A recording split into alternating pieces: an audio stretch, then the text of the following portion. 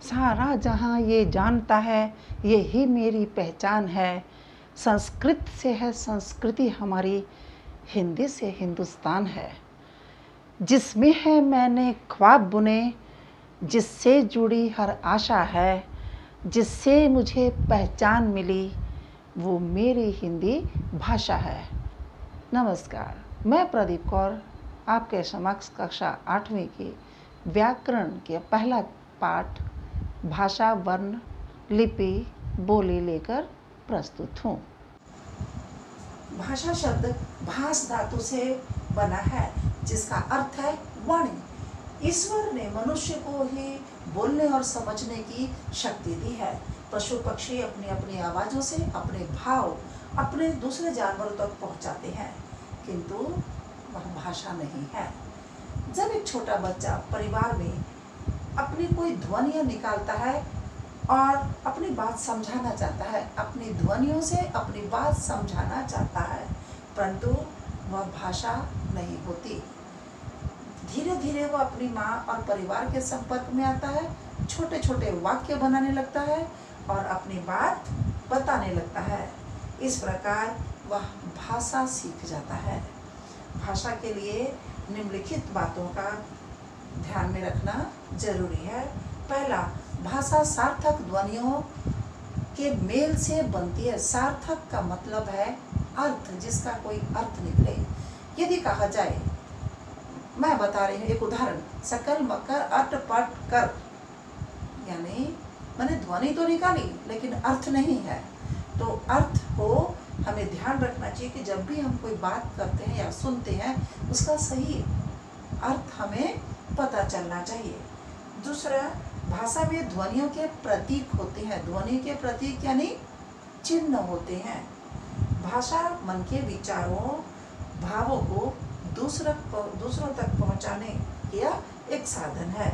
प्रत्येक भाषा में शब्दों के अर्थ होते हैं। प्रत्येक भाषा में शब्दों के अर्थ होते हैं, जिसको हम शब्दार्थ के रूप में जानकारी में लाते हैं। भाषा के दो रूप हैं, लिखित और मौखिक। इसमें वक्ता अपनी बात बोलकर बताता है और श्रोता उसकी बात सुनकर समझता है।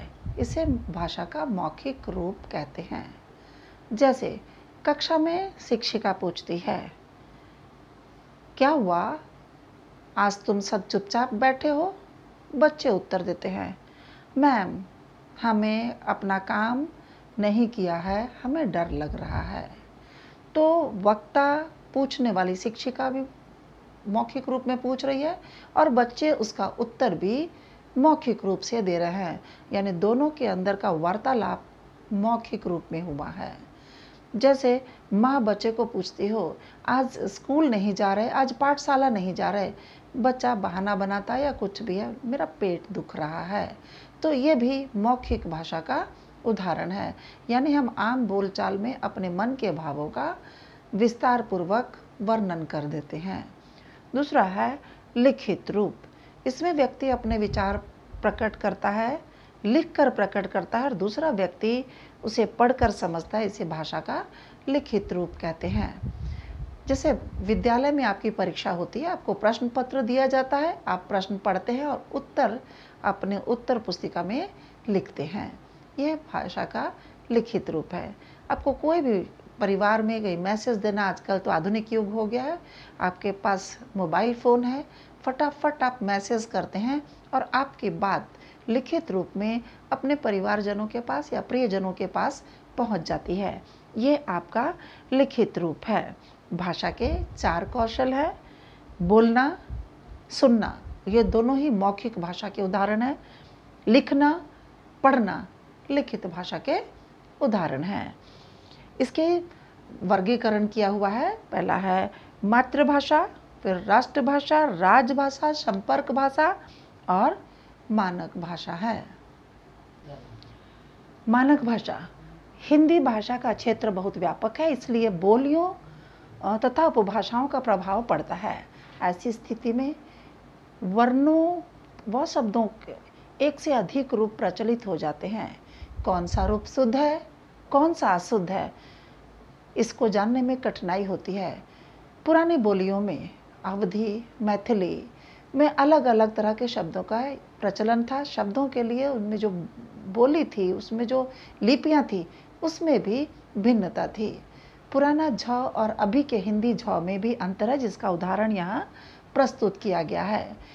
इस तरह से जब शुद्ध और शुद्ध अशुद्ध रूप के बारे में चिंता होने लगी तो उन्होंने, विद्वानों ने सही वर्णों का आंकलन किया और उसे इसमें शामिल किया।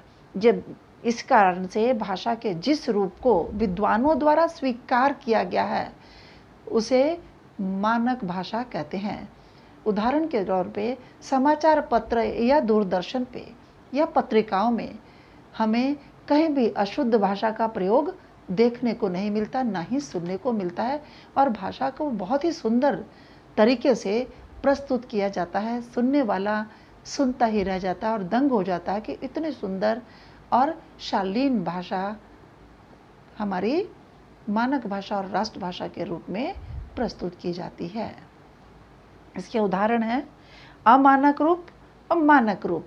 अमानक यानी ये झ पुराने समय में था और अब ये मानक रूप जिसे विद्वानों ने माना है, इसको हम इस तरफ अभी देवनागरी लिपि में लिखते हैं।